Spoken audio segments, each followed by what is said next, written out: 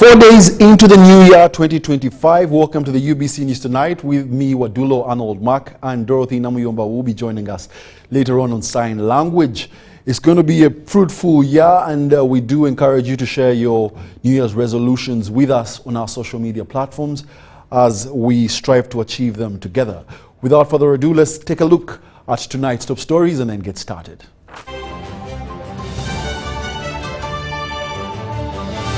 Brought to you by Greenergy ethanol stoves and fuel. Enjoy cleaner, healthier and affordable cooking. Cook your food in less than 2,000 shillings per day. No charcoal. Stop deforestation. We are looking for agents across Uganda. Greenergy, Bible Corner.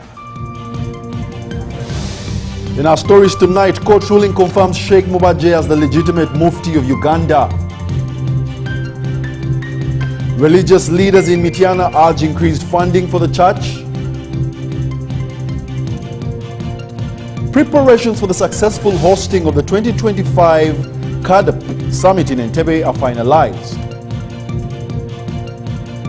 And Busoga Kingdom engages with central government officials to foster regional development.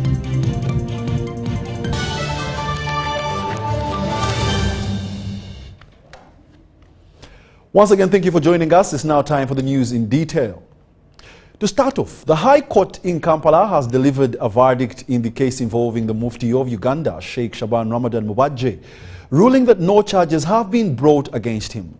The court also affirmed that Mubaje remains the legitimate leader of the Uganda Muslim community.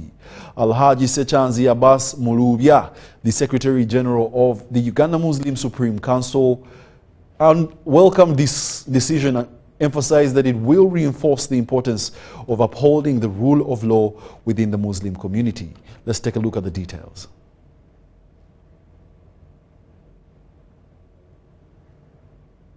Uganda Sheikh Shaban Ramadan Mubaje, reaffirming that Mubaje remains the legitimate leader of Uganda's Muslim community.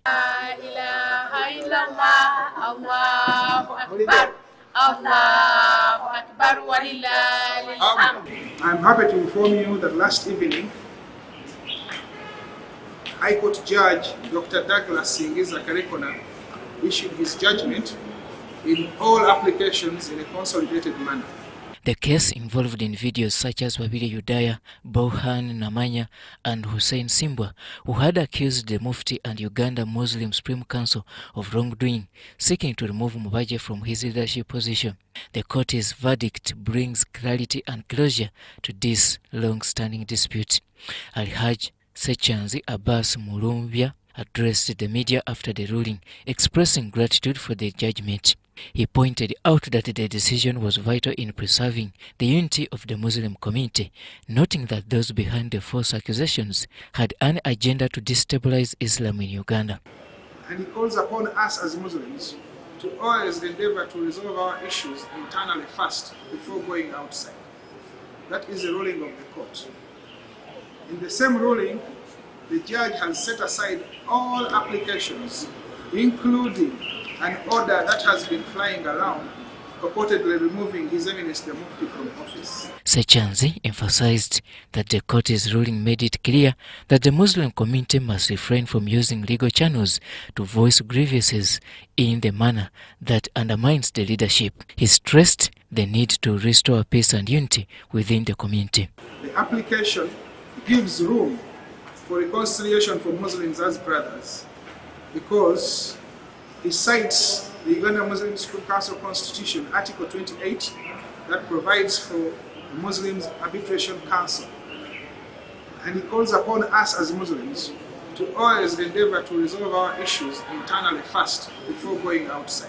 He further added that the ruling serves as a stern reminder that actions that violate the law, particularly those aimed at undermining the Uganda Muslim Supreme Council leadership, will not be tolerated. To follow the law and be obedient to the judgment of court, and if you're a Muslim, to come back to Uganda Muslim Supreme Council. This is a place for all Muslims. As a result, individuals who previously challenged the Mufti's authority, including former Deputy Mufti Sheikh Abdallah Semambo, are expected to follow legal procedures moving forward. The judgment strengthens the call for unity and adherence to the legal processes within the Muslim community. To inform all those who have been using Uganda Muslim Supreme Council stationery.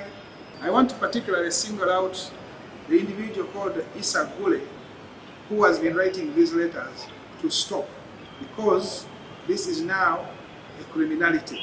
Muslims gathered at the Gaddafi Mosque in Old Kampala to celebrate the court's decision. The ruling has been praised by many as a step forward to ensure peace and unity within Uganda's Muslim community. Allah owekitiibwa atutuusiza ku nkomerero y'ebintu bino eby'eggangu. Basanyufu nnyo, tuli basanyufu bannange, tuli basibalira bwe tuwulira. Njozayoza Uganda Muslim Supreme Council kubeera nti tutuuse ku buwanguzi. Story compiled by Jamil Sekaja for UBC News. A section of leaders in Mityana district has called on the government to consider enhancing the funding for the parish development model to expand its reach and benefit more communities. This call was made during a public engagement organized by the Minister of Lands, Housing and Urban Development, Judith Nabakova, in Mityana. Now, among those in attendance were religious leaders, including the Bishop of Chinda Mityana Diocese, the Right Reverend Dr. Joseph Anthony Ziwa. Let's take a look. As Mityana district enters the new year 2025, communities are focused on strategizing to improve their livelihoods. To facilitate this process, Minister Judith Nabakova convened a public baraza in the district to discuss various developmental issues. We are going to continue doing the same meetings in the various sub-counties and the various parishes, because we want people of Mityana to live in harmony, to remain united, but also to participate in the different development programs the government of Uganda under the NRM and President Museveni has brought for our region. The meeting took place at Mizigo Resource Center in Busimbi, sub-county, with notable attendees such as Bishop Ziwa of Kinda Mityana Diocese, District Kadhi Sheikh Bashir Muhammad Rwenda, and several other leaders from the district. To be united, to be one. Tusobola okuba n'endowooza enjawufu waliwo natandikidde naye tekikufuula muntu mulala, ffenna tusibuka wamu. Awo nno nga bwe tuli abantu ba Katonda tukolagane bulungi. Tuli basanyufu, pulezidenti yakiwuliriza n'akikondamu stamp. Tulina essuubi nti naffe PDM eteri magoba mu byenjigiriza yaffe y'obusiraamu. Tulina essuubi naye ejja. The parish development model PDM dominated the discussions, with leaders raising concerns about the allocation and management of the funds for the program. Njagala kusaba nti bw'oba owuliriza bulungi pulogulaamu eno eyogera ku kigambo maka. PDM bw'ogitunuulira eyambye nnyo abantu ba wansi. And I believe if the leaders have appreciated and they are aware of each and everything that is taking place on matters of land and matters of PDM, they will be in position to guide the population well, but also to guide it correctly, and together we shall be moving in the right path. They all pointed out some irregularities in the disbursement of PDM funds. Bakagabirako abantu ku bantu 750 nga buli muntu afuna miliyoni emu. Bakagabirako amaka 745. Honorable Minister, mu mwaka gw'ebyensimbi 2021-2022 ogatta 2022-2023 Mityana PDM Circles 15 zaafuna akawumbi kamu mu obukadde 600 n'emitwalo 58. Several individuals also complained about extortion during the process of the funds distribution. Tutegeeza abantu nti abaafuna ssente omwetoolo ogwasooka mwazifuna mu bukyamu. Mugende mu muka gw'ennaalyankangi. Buli mukulembeze eyatwala omutwalo gwa ssente zo bazizze. The baraza also provided a platform for raising land-related issues. Ate twali ku baraza olwokubiri abantu batta omuntu ku ttaka eryo. Kati ensonga z'ettaka eryo ziri mu bbanga. Omuntu bamukutte naye mbadde saagala kubyogera nnyo. Wuuno si byakulimba oba ki? Bamukutte. Mr. Nabakova responded by halting certain land use practices and promised to take appropriate action to resolve these issues. Even matters of land, I have advised police and all stakeholders to always ensure, even if it's a court order, to move on ground, to check on the status of land where that order is supposed to be implemented and assess whether it will not violate any human rights. And they have agreed that they are going to do so. Security concerns were also addressed during the baraza. ASP Vincent Mwesige, the regional police commander for Wamala, reassured the members of the general public that security will take priority during this new year. Mwano Mityana tewaliwo misango mingi. Honorable, in a month, we register between 200 and 280 cases. The meeting intended to sensitize all stakeholders from religious, different political parties, grassroots leaders on land matters, but also parish development model. So we have had successful deliberations. Robert Onyango, UBC News. Thank you very much, Robert Onyango. Now, in more news, final preparations for the Africa Agriculture Development Program are now complete. The event is scheduled to take place from January 9th to 11th, 2025 at the Speak Resort, Munyonyo and Convention Center. Let's take a look.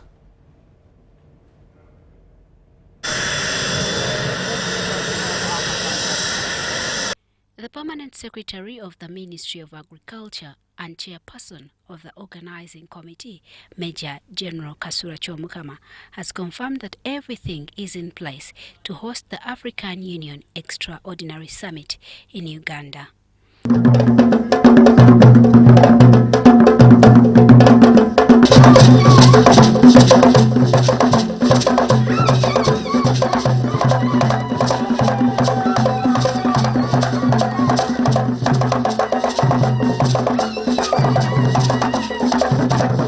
He spoke to the media during the final preparatory drills conducted by the organizing team at Entebbe International Airport to ensure all logistics are in order. The purpose, I think, that the General Tisame and Kanomi and all the other people, and they here, are having these dry runs is to tease out any problem that might occur before this problem occurs, so that we iron it out, and where we need to change, we change. Where we need to keep good practices, we keep them. Where we need to get more resources, we get them. And the summit presents a significant opportunity for Uganda to showcase its potential, with 49 African countries expected to attend. As of now, 39 countries have confirmed their participation, including 26 heads of delegation and 10 heads of state. This conference is going to be an opportunity for us to showcase our ability. It's also going to be an opportunity for our people to make a little bit of money. And so, I urge everybody to take this with the seriousness it deserves. The summit will focus on the Comprehensive Africa Agriculture Development Program, CAADP, and is expected to see the adoption of the CAADP Action Plan for 2026-2035. The event will bring together key stakeholders, including government leaders, the private sector, farmers, organizations, and the general public. Jane Nyuramjia reporting for UBC. And furthermore, the Deputy Inspector General of Government, Dr. Patricia Achano Kiria, has emphasized that maintaining ethics and integrity is crucial in the fight against corruption, particularly within the judiciary. Okiria was delivering a lecture to law students on the importance of ethics and integrity at her residence in Entebbe. Rights among the youth is blamed to lack of patriotism, ethics and integrity among themselves. Selfishness and greed for money worsen the situation across all professions countrywide. It is against this background that the Deputy Inspectorate of Government, Dr. Patricia Chan, has embarked on monitoring the Law Development Center students from across different campuses on leadership and principles of ethics and integrity in their career and a way of thriving in their profession. Train them and equip them with skills so that they can come out to be ambassadors of integrity. When they are grounded in values and integrity, then they are able to present themselves as exemplary leaders. The guild presidents will impact on their cabinets, and the cabinets will impact on the different teams, and they will have a factor tree effect as leaders. She says that corruption has increased in the legal sector, which is a threat in achieving justice for the majority in the nation. They are able to create apps to help even in investigations, to help in verifications, to help in identification, to give leads in the process of investigations. So if the young people embrace a war against corruption, then they will make our work easy as government of Uganda. If the young people support the government in the fight against corruption, then the government will make greater strides to wipe out corruption. If they can position themselves to come out as leaders with integrity, then we'll have a crop of lawyers who are leaders, who are able to lead with example. Students have been urged to uphold values and always be innovative so as to compete in this era. Evaluate and adjust, because today we are having technological advancements. So as they position themselves to be lawyers tomorrow, they need to come out as lawyers of integrity, but they need to also embrace technology. They need to get to know about the new changes out there and not isolate themselves. You can propel yourself in your profession by making sure that you know what you're supposed to know. Don't attempt something you're not sure of. Be a flattery of yourself. Participants say that the engagement is timely. Leaders will always find limitations and provide possibilities. But you should always put first, and one of those is the values, what you stand for, because that will always drive who you are first as a person, and then as you lead yourself, but also as you lead others. It is time that now we cultivate a new sense of leadership in the young people, in the coming leaders, and also to criticize the bad leadership where it is. Susan Nabugude for UBC News. The Chabazinga of Busoga, William Gabula Nadiope IV, has urged the people of Busoga to unite in transforming the region across key sectors such as finance, education, health, and overall development in 2025. The Chabazinga recently met with central government officials from Busoga at his palace in Igenge, Jinja. Let's have a look at the details. The year 2025 kicked off with the Chabazinga holding a significant meeting with government employees to discuss how they can foster positive change in Busoga. The meeting was attended by various government officials, including representatives from different ministries, the head of KCCA, Hajat Sharifa Buzeki, her deputy Benon Chigenyi, as well as heads of other institutions, chief administrative officers, and several others. Buzeki Sharifa. Ngani kwise kabambwe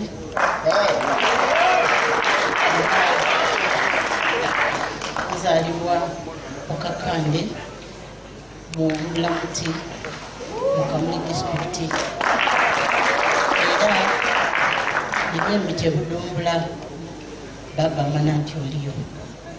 The Permanent Secretary, Minister of Gender, Labour and Social Development, Dr. Agre Chibenge, who led the team of government officials from Busoga, emphasized the importance of the meeting for the region's development.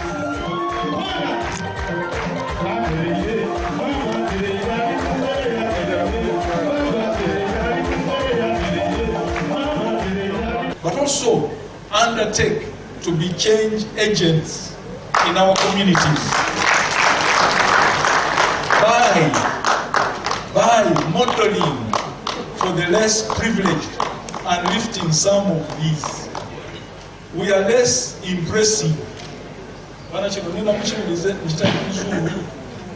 are less impressive when our homes and compounds are enclaves of abundance and modernity when all around us are wide seas or oceans of uneducated, unemployed, impoverished, and desperate kinsmen and kinswomen. Chibenge expressed satisfaction at the active participation of senior government officials and noted the significance of addressing the challenges facing the people of Busoga effectively. The officials present shared their ongoing efforts to promote development in Busoga and presented their initiatives to the Kyabazinga and his leadership. This was further elaborated by Hajat Safina Musene, Commissioner from the Ministry of Education.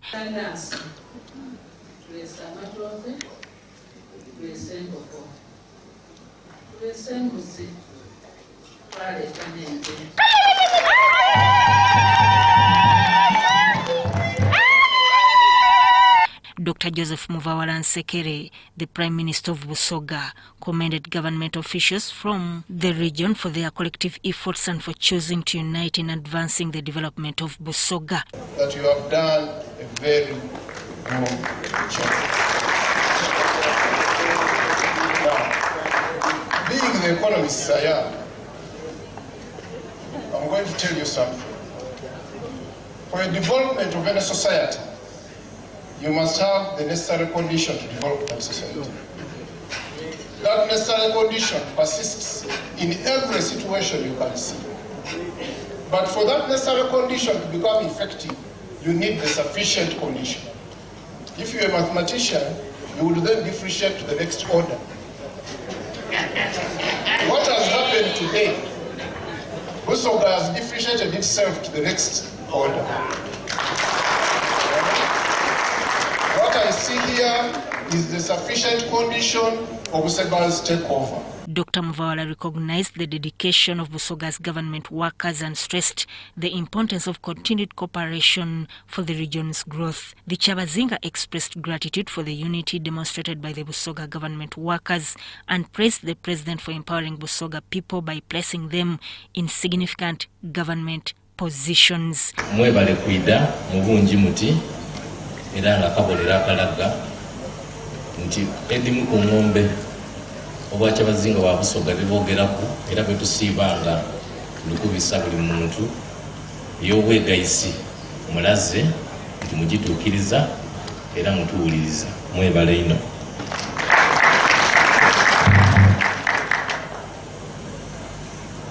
Mu ngeri y'endawulo nebaza omukulembeze w'eggwanga abateeremu obwesige mu bifo eby'endawulo bye mulimu era nimwe mwena n'abeebaza olw'okutukiikirira obukalamu yona yona ye mukolera. In my view, the vision is a kingdom which is united, culturally conscious, healthy, educated, and economically empowered.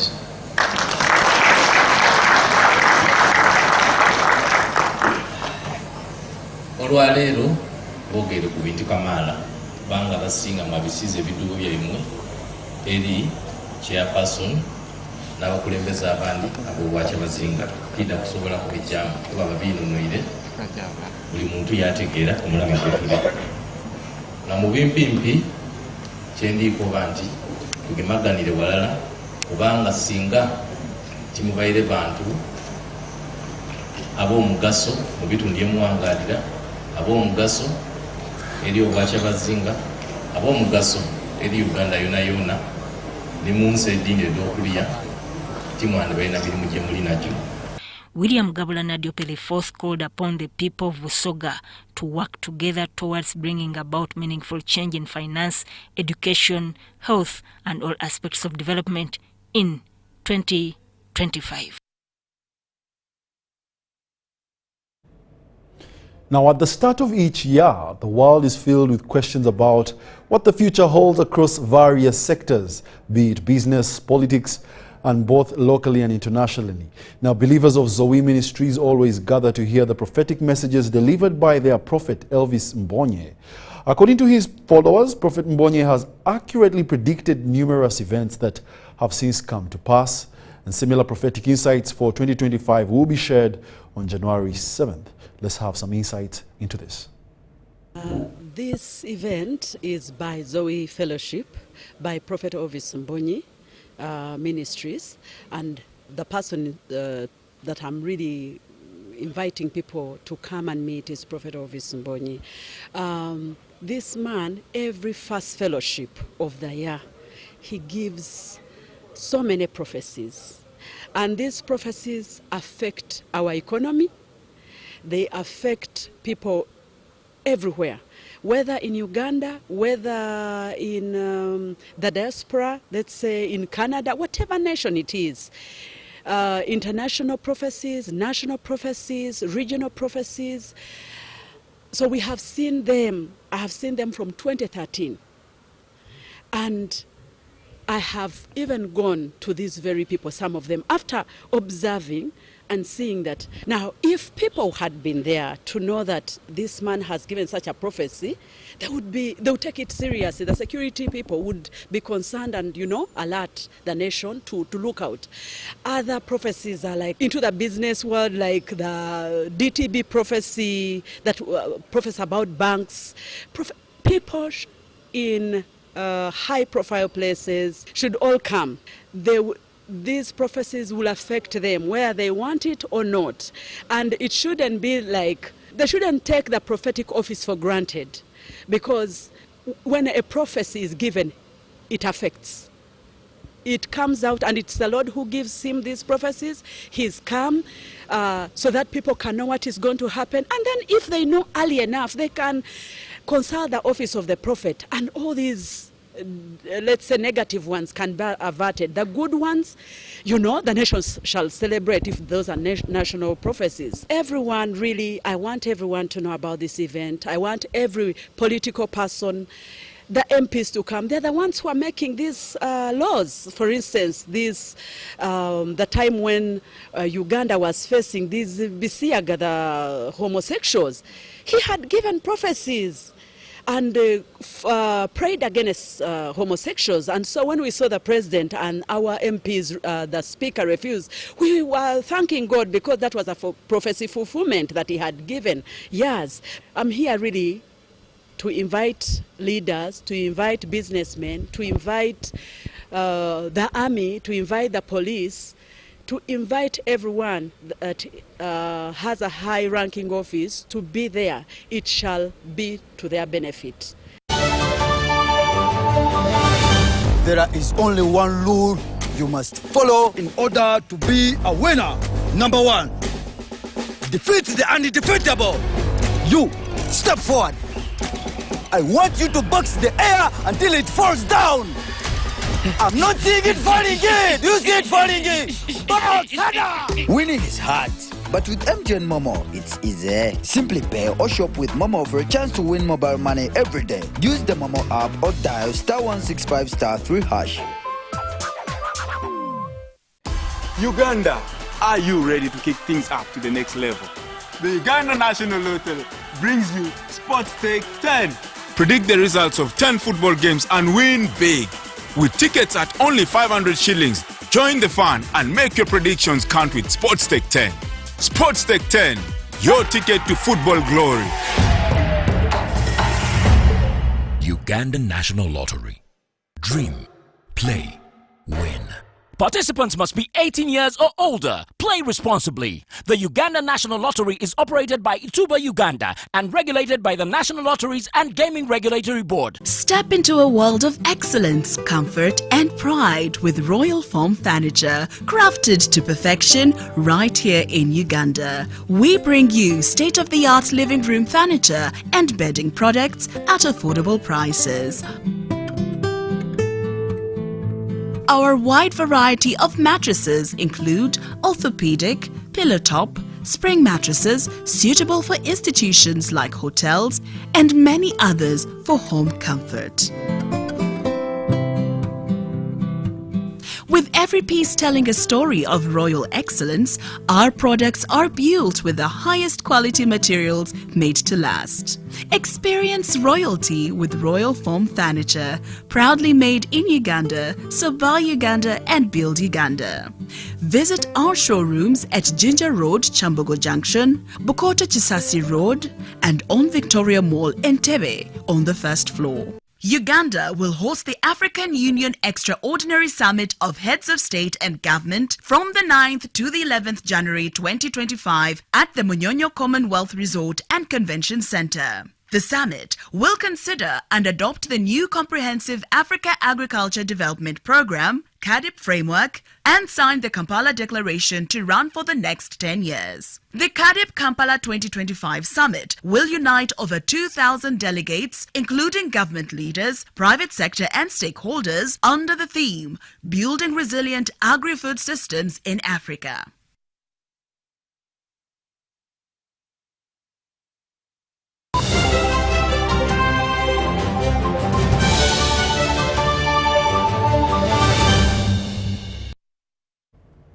Welcome back. You're still watching the UBC News Tonight, broadcasting live from Nile Avenue. Now in more news, EMUCA, an organization dedicated to preserving African cultural heritage, is now celebrating 37 years of cultural evangelism, service to God and commitment to humanity. Our reporters had a chance to cover their highlights.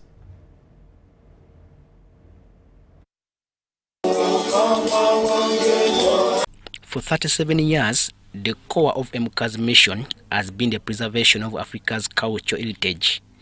The organization has worked tirelessly to promote and safeguard the continent's rich cultural diversity. Through a variety of initiatives, EMUCA has successfully protected traditional practices, customs and values, ensuring that future generations continue to appreciate and carry them forward.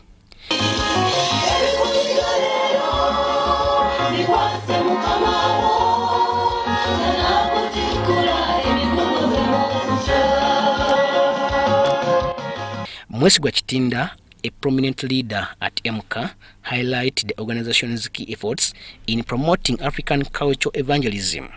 His words emphasized EMUCA's ongoing commitment to amplify this work. And normally, when we are in holidays, we have a school where we teach them about the faith, such that they can grow when they know what the faith is all about.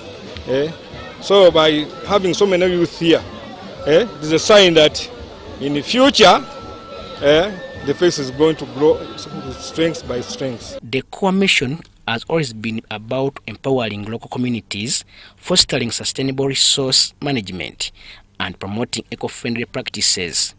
Through these initiatives, EMUCA aims to support both social and economic development at the grassroots levels. When they are celebrating 37 years, we so much appreciative about their work with the community, basing on health issues, because they built a hospital for the community and enlightening people about their culture. One of the most distinctive aspects of EMUCA's mission is its dedication to preserving local names and sacred spirits believed to be sent by God for the protection and guidance of his people.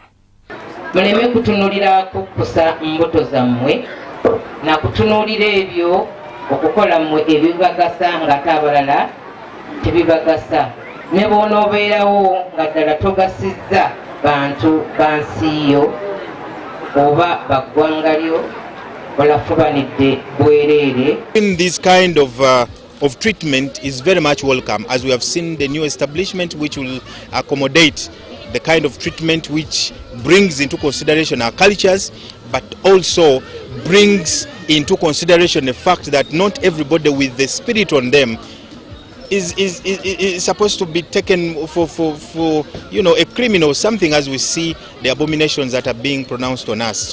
Prince Wasajja Kiwanuka, a professor at the University of Kigali, underscored the importance of these names and spirits, noting their significant cultural and spiritual value. He says EMUCA's work is deeply rooted in faith with a strong desire to create positive change. It's the same as Malaika, a ghost. Because we talk about a holy ghost. There's no difference. A ghost can be holy and my ghost can as well be holy. In this, as the years go by, the numbers increase. The numbers that receive here to Chota Mugavu increase because the time is right for people to hear and comprehend this message. At first, people were not so certain about this message, but right now, MCA's 37 years of cultural evangelism is remarkable. An organization's determination to work towards preserving cultural heritage, serving God, and promoting the welfare of humanity. Robert Katamba for UBC News. And furthermore, a groundbreaking enrichment workshop tailored specifically for young adults took place at the Simply Ministry Church in Bunamwaya. This pioneering event focused on empowering youth with essential life skills in 3 key areas. And these are financial strength, entrepreneurship mindset, and relationship. Marshal Miro Victor with more on this story. Sometimes how teenagers can be. Young adults gathered at the Simply Ministry Church in Bunamwaya to kickstart their year with a transformative experience. The Next Level Enrichment Workshop promised to equip attendees with valuable knowledge and insights to elevate their lives. By providing a supportive environment for knowledge, sharing and growth, this workshop aimed to equip young adults with the tools and confidence needed to succeed in their personal and professional lives. Many of the things that we do as young children at a young ages, we get limitations. We begin to believe certain negative things that come to us through the community, through the experiences we go through. And those things limit our thinking, they limit our ability to do things. We also begin to believe negative stories about our tribes, our skin color, our peoples, and those things affect us. So I believe if our young people are taught at an early age to overcome the limitations of their mind, they can be the greatest people of their generation. There's so much information out there. Some of it is genuine, some of it is very, very unhealthy and unconstructive. But in this session, I believe that they have been able to learn and to grow in their knowledge of how do you establish, how do you become economically stable as a young person, how do you plan your growth, your financial growth plan along the way, and then also how do you grow a great and strong family. For the young people, the world is their oyster, and some of them were able to learn that they can be limitless no matter what. So I feel like attending a session like today can be a really positive thing for young adults. I feel like being able to hear the perspectives of people who are well established in their fields, whether that be investment or entrepreneurship, being able to hear their stories and how they've got to where they are can help with opening up your mind to what is possible. Mindset is a very important thing, that sometimes we can be dealt different cards in lives that aren't always positive, and sometimes might feel like we can only do specific things because of where we're at in our lives, but really it's all about the mind. As long as you continuously renew your mind, transform your mind, like the world is your oyster. Like anything, you can do anything, literally anything. Like you're limitless, the God you serve is limitless, so continue to just do limitless things. And I think, yeah, having a space where young adults are able to just come together and learn more about these things, these mistakes that we could make, like it helps us to at least know, even if we're not going to use all the information right now, it helps us to at least know, which I think is important. With these empowering sessions, this event marked the beginning of an exciting journey for these young adults, poised to unlock their potential and take their lives to the next level. The workshop, which will happen annually, was led by key figures that include financial coach Bob Burungi, business consultant Stephen Ochola, and the Seru Kenya family of Simply Ministry. Mashamiro Victor, UBC News. Now, the government of Uganda is discontented with the counterpart, the government of Kenya, for its continuous blocking of Uganda's dairy export, despite both countries being in the common market of the East African community. Kenya has since September denied permits to Ugandan milk processors to export their products into their country, and our government is currently exploring other export markets other than relying on the neighbor. There is a growing frustration in government and dairy processors following the denial by the Kenyan government to release permits to Uganda dairy exporters, despite both countries being in the East Africa Community Common Market. While we are in the Common Market in East African Community, Kenya has continued to frustrate trade in dairy products in protection of their dairy industry, which is not competitive. This has not only affected the dairy processors, but also farmers. But now if he produces his milk and brings to the factory, and now because they have no permits, it means it is going back to them. And what does that mean? It means that they are losing the milk by it ending up going bad or selling it locally where they are not gaining more. Ramirama Bright, the State Minister for Animal Husbandry, says Uganda has got 168 both small, medium and large dairy processing plants which process about 4 million litres of milk on a daily basis. Uganda's milk consumption per capita is 61 litres contrary to the 200 litres as recommended by the World Health Organization. This bulk difference calls for value addition, leading to export, but the Kenyan government has contributed to put barriers to protect on processing farms. We have plenty of feeds for our animals, and we produce substantively quite cheaply than Kenya. So for some reasons, the Kenya has been staggering supplies to their market and sometimes complete frustration. Despite meeting the East African Community Secretariat and signing trade agreements, Ramirama says Kenya remains adamant to heed to the agreed terms of trade. The Kenyan government and our government of Uganda could maybe sit, or they should sit and harmonize on this so that this pressure can be reduced on us. We have made a tremendous progress in mediation. We have signed the agreement. We have been with EAC Secretariat about the matter. The President himself has taken it up, but they open and then they close, they open and then they close. A way of maneuvering Kenya's protectionism, the government of Uganda is currently exploring other global and sustainable dairy export destinations. So we are looking at West Africa. That's why Uganda is very, very active in intra-African trade and commerce. So we are not sitting down with this kind of frustration and misbehaving in the common market. So we are looking for markets, distant markets, and more sustainable and lucrative markets. Sudat Kaye and Ambrose Muhumuza, UBC News.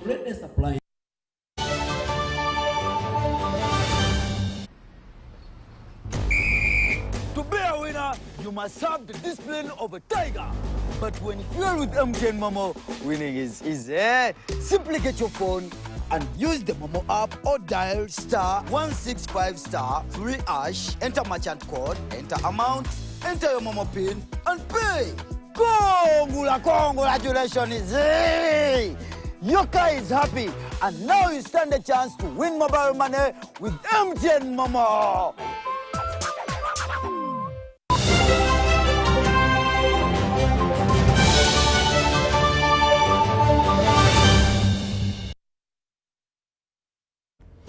Welcome back. It's now time for business. The year 2024 proved to be challenging for employees, with many losing their jobs due to the lack of formal contract and other essential documents that guarantee job security. Some employers have been hesitant to provide contracts, fearing the obligation to pay NSSF fees and provide terminal benefits upon retirement. Now, this practice is illegal and goes against the employee rights. Let's take a look at these insights.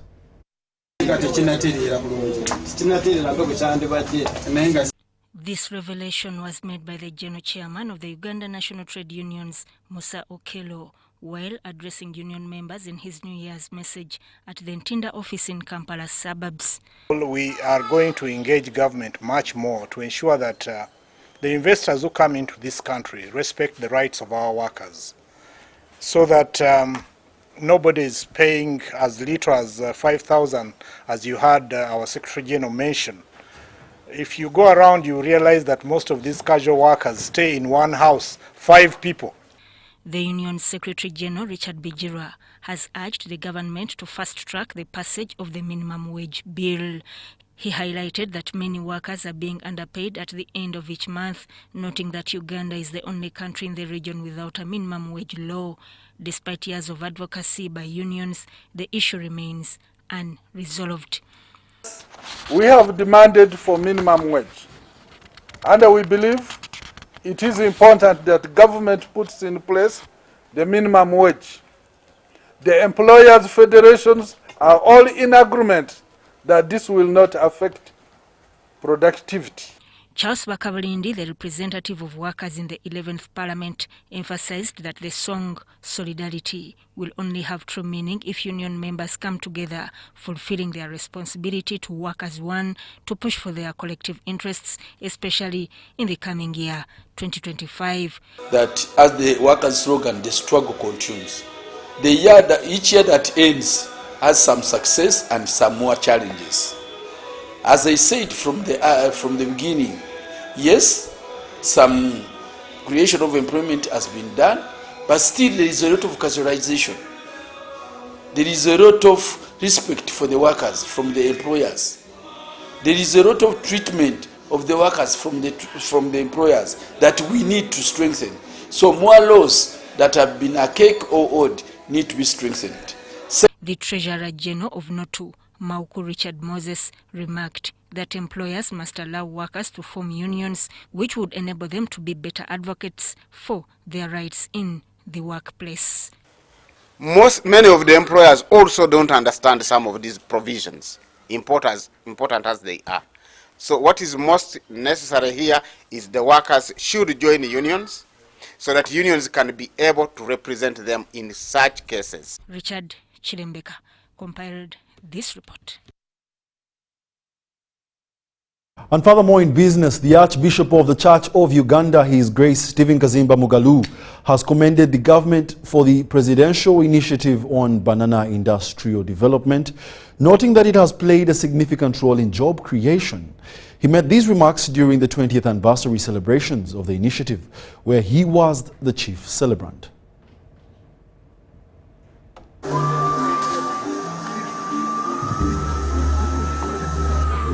The presidential initiative on banana industrial development was launched in 2005 and aims at contributing to the country's industrialization by promoting banana value addition, reducing wastage, and boosting exports. The initiative has now reached its 20-year milestone, and Archbishop Kazimba Mugalu has expressed his appreciation for government's funding, highlighting its positive impact on job creation.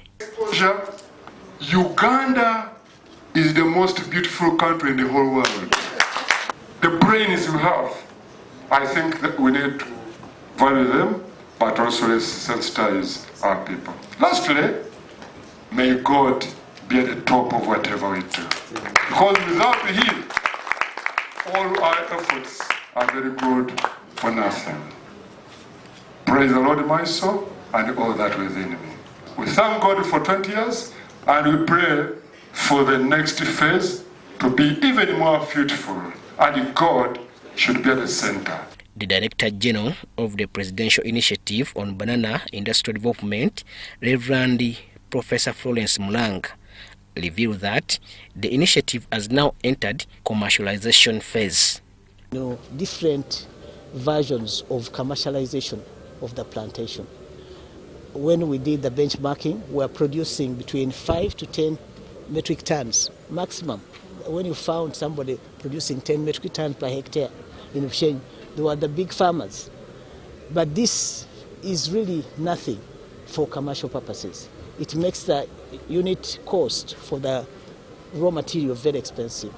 So we went down and the Professor Zake, that's why he's recognized, and worked on how we can take the science that we have and experiences of other scientists, especially in Israel. And we had a lot of our scientists visit Israel and be trained in the Israel model, and were able to bring it to bear at Nyaruzinga.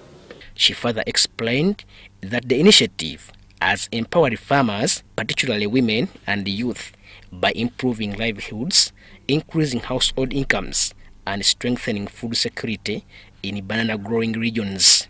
We are going to automate the processes, we are going to upscale the production volumes, but also we are going to put in new lines to bring responses to specific markets in terms of flour. For instance, I just want to give you a highlight. Most of our traditional consumers in diaspora were asking us, where is the flavor in the instant? So we went back on the drawing board and we did drum drying, and we are working on installing a drum drying plant which will give the diaspora market of Uganda upstreaming the products that they want. On a national scale, the initiative has encouraged entrepreneurial growth by utilizing both the main products and byproducts of banana crop. Robert Katamba for UBC News.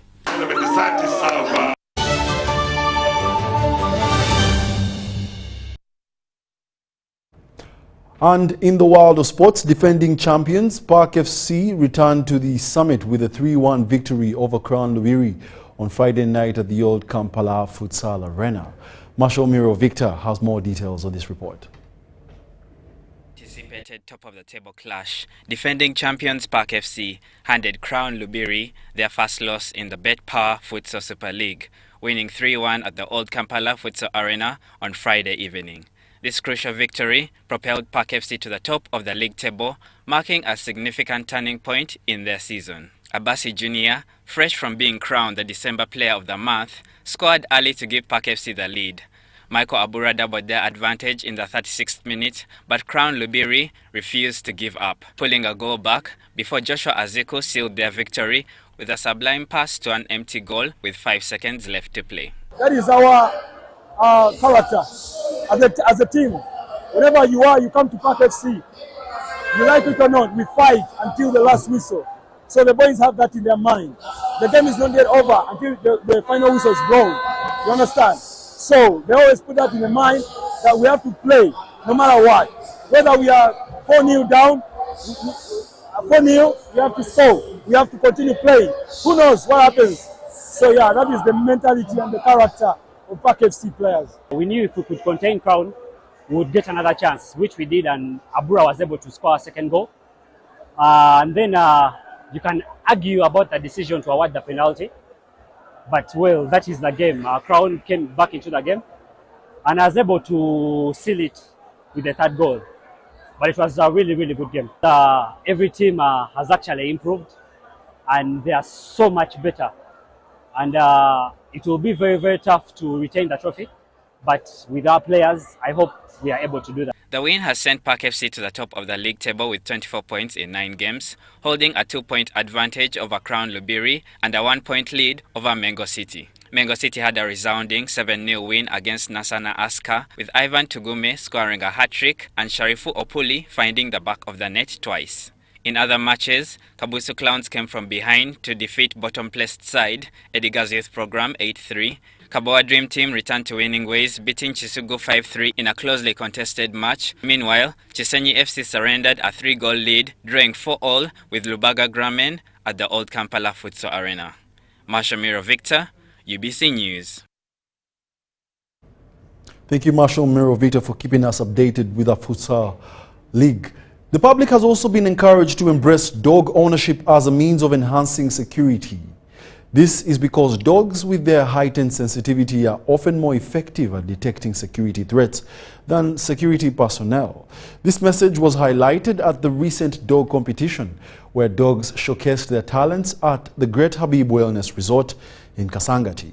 Now, this competition included prizes with a grand reward of 1 million shillings for the top performing dog. Here should be exceptional. Every 31st of December, Great Habib Wellness Resort hosts an annual event where dogs demonstrate their agility and various skills. The competition culminates in awarding prizes to the best performing dogs. The director at Great Habib Wellness Resort, Shubi Nantege, shared the event's goal, which is that this competition gives dogs a platform to showcase their talents. And for dog lovers, it's an opportunity to come together and enjoy an exciting end-of-year celebration. We're trying to do awareness drives once in a while, almost after a quarter. We do community drives, we try and get people's dogs and train them, we try and show them the importance of dogs. There's a time we even had free vaccination. We partnered with VetPal. They came and did free vaccination of people's dogs. Yeah, so I think it's more encouraging people and creating awareness.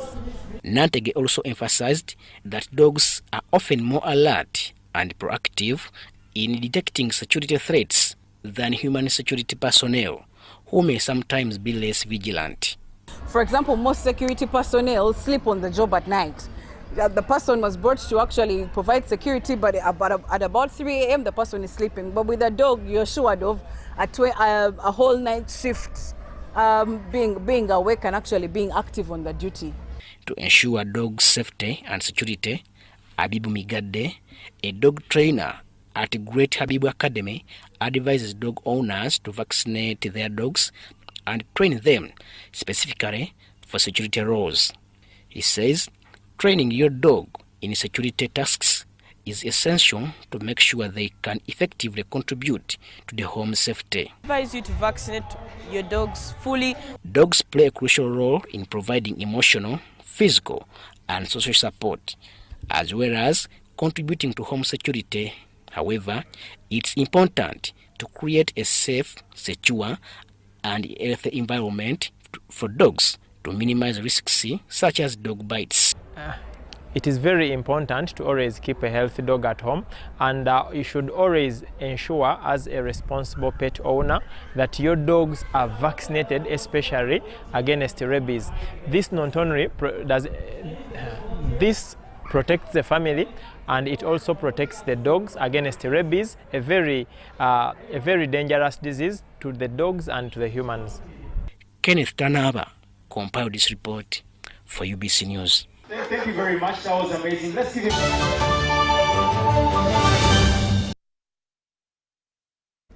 And that brings us to the end of our 8 o'clock edition of the UBC News Tonight. Thank you for being a lovely audience. However, do join us at 10 p.m. for another bulletin. My name is Wadulo, Arnold, Mark and Dorothy Namuyomba on Sign Language.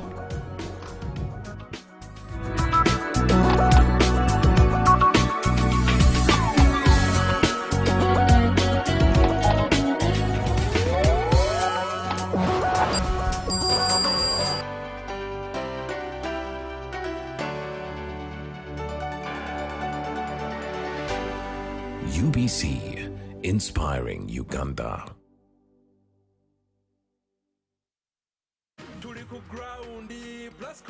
Paint and win. This year, Blascon Paint and Win.